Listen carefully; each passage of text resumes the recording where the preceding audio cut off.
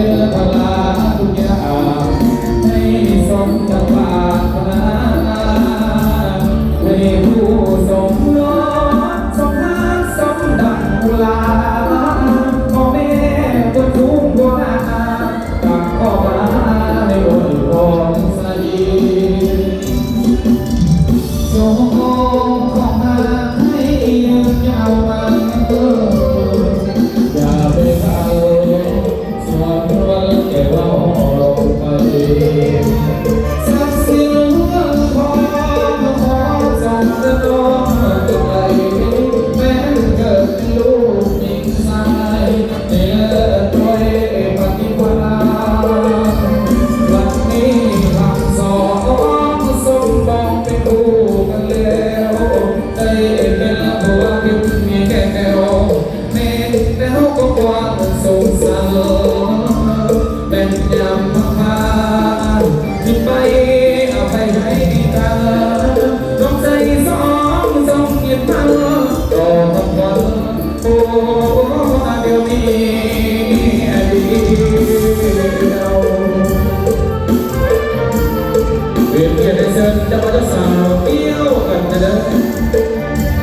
ไอ้สามีก็เลยด่าไอ้ภรรยาที่เลยแก้วทำกันเร็วเขาดูจนเขาเกย์รู้สึกว่าไง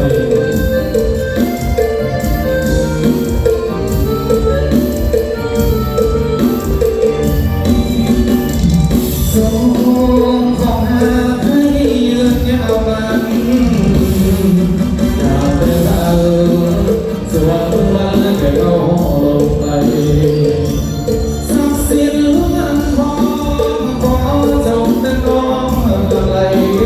แม้เกิดเป็นลูกหญิงชายไม่เลิศด้วยปฏิภาณวันนี้คำสอ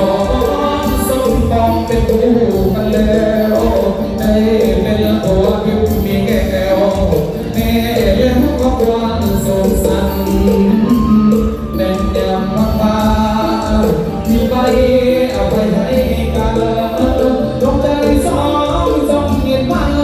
ต่อกับวันโอ้เดี๋ยวนี้เดียว